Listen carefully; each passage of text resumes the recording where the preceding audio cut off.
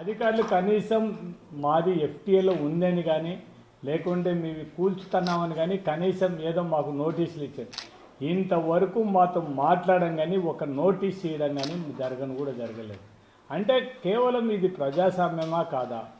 కనీసం right okay మాది ఉండే భూమి ఎఫ్టీఎల్లో ఉందని మీకు అనుమానం ఉంటే ఖచ్చితంగా మాకు నోటీసులు ఇవ్వాలి కదా.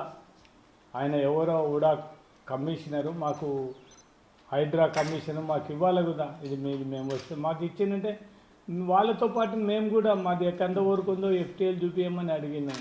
అది చెప్పకుండా ఊరికే ఇష్టం వచ్చినట్టు పోలీసు వాళ్ళని పెట్టి మొత్తం అందరిని పెట్టి కొట్టేసామంటే ఎంతవరకు న్యాయం?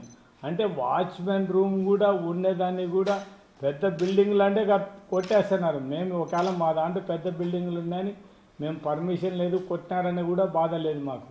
కనీసం మేము ఆడ ఒక కన్స్ట్రక్షన్ కూడా లేదు, ఏం లేదు. కేవలం ఒక వాచ్మెన్ రూమ్ ఉండేది, దాంట్లో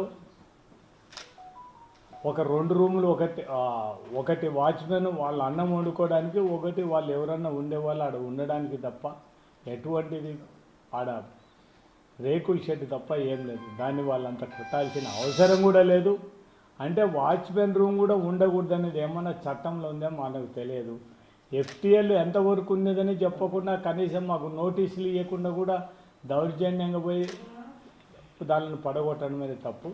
నేను ఒకటే మీడియా మిత్రులందరినీ కూడా ఎందుకు ఈ ప్రెస్ మీట్ పెట్టాల్సిన పని వచ్చిందంటే, తెలుగుదేశం వాళ్ళకు ఏదో పాపం నేనేదో హైదరాబాద్లో కబ్జా చేశాను, మొత్తం నా బిల్డింగ్లలో కూల్చినారనే పరిస్థితులు ఉన్నాయి.